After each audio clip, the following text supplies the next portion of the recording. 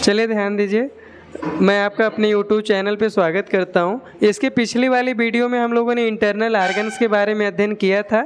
आज हम जो है, आज की जो टॉपिक है हमारी, आज हम डाइजेस्टिव सिस्टम के बारे में पढ़ेंगे और 3D एनिमेशन से जो आपके डाइजेस्टिव सिस्टम में जो भी ऑर्गन भाग लेते हैं उन्हें 3D के माध्यम से समझेंगे और एक एक पार्ट को, जिस पार्ट को मैं हाईलाइट करूँगा वहाँ पर आपको ये नेम शो करेगा। जैसे मैं ईसोफेगस को करता हूँ तो यहाँ पर ईसोफेगस शो करेगा, अगर स्टमक को करता हूं तो स्टमक शो करेगा, लार्ज इंटेस्टाइन, स्मॉल इंटेस्टाइन, इसी तरीके से ऑनवर्ड मैं जिस भी ऑर्गन को यहाँ पे हाईलाइट करूंगा यहाँ पे नेम आपका शो करेगा। इसके अलावा साइड में भी कुछ आपके नेम शो होंगे जो ये दिखाने की कोशिश करेंगे कि किस तरीके से भोजन की जो एक सीरीज होती है, जैसे भोजन आपका पहले माउथ में, उसके बाद आपका फेरिंग्स में, फेरिंग्स से आप जानते हैं 2 पाइप डिवाइड हो जाती है, एक फूड पाइप और एक आपकी विंड पाइप। तो फूड पाइप के बाद जिसे हम ईसोफेगस कहते हैं, उसके बाद स्टमक में आता है और स्टमक के बाद आपका स्मॉल इंटेस्टाइन में, स्मॉल इंटेस्टाइन के बाद लार्ज इंटेस्टाइन में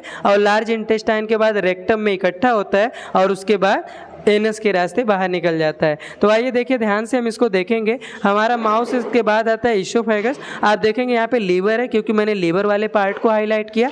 लीवर के बाद आप देखेंगे ये क्या है, हमारा स्टमक वाला रीजन है, तो यहाँ पे स्टमक शो कर रहा है। इसके बाद आपका एज वाला जो पार्ट है ये लार्ज इंटेस्टाइन का है, तो वहाँ पे लार्ज इंटेस्टाइन शो कर रहा है। 3D में आप आसानी से देख पा रहे होंगे या विजिबल होगा कि कौन सा पार्ट किस स्थान पे सिचुएटेड होता है। तो इसके बाद ये लार्ज इंटेस्टाइन हो गई।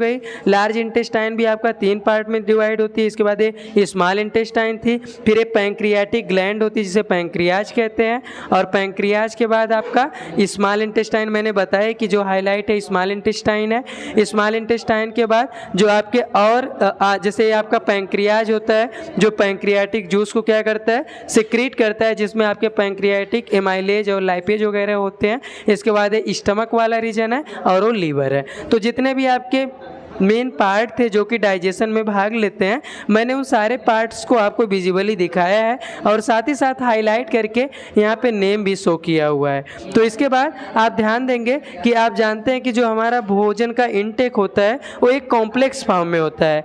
टीथ के द्वारा या जो भी आपके सैलिवरी ग्लैंड्स होती हैं माउथ में, उसके द्वारा जब उसे ब्रेक करते रहते हैं, ब्रेक होने के बाद जब वो सिंपलर फॉर्म में आती है, तो सिंपलर फॉर्म में आने के बाद जब वो सरल तत्वों में टूट जाता है, यानी कॉम्प्लेक्स, यानी जो आपके जटिल अणु होते हैं वो सरल अणुओं में टूटने के बाद वो आपके भोजन, जो भोजन होता है फेरिंग्स के बाद आपके ओइसोफेगस में आता है। आप देखिए, मैंने बताया था आपको कि जो माउथ वाला रीजन होता है, माउथ में आपके टीथ होती है, टंग होता है, उसके अलावा सैलिवरी ग्लैंड्स होती हैं जो भोजन में जो भी आपके फूड के कंपोनेंट्स हैं, जैसे आप जानते हैं कि कार्बोहाइड्रेट है, प्रोटीन है और फैट है, और इसके अलावा भी आपके कुछ मिनरल्स वगैरह हैं।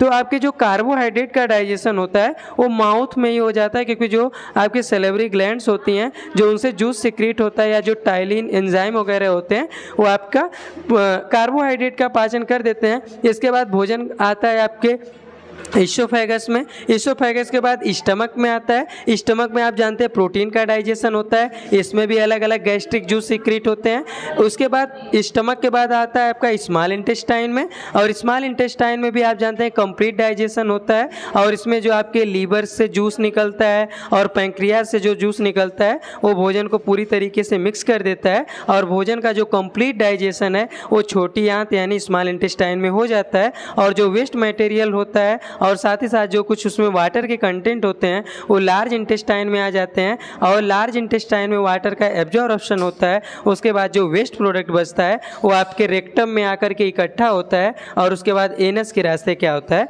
बाहर निकल जाता है। तो ये पूरा कंप्लीट था। अब मिलेंगे अगली वीडियो में, तब तक के लिए धन्यवाद।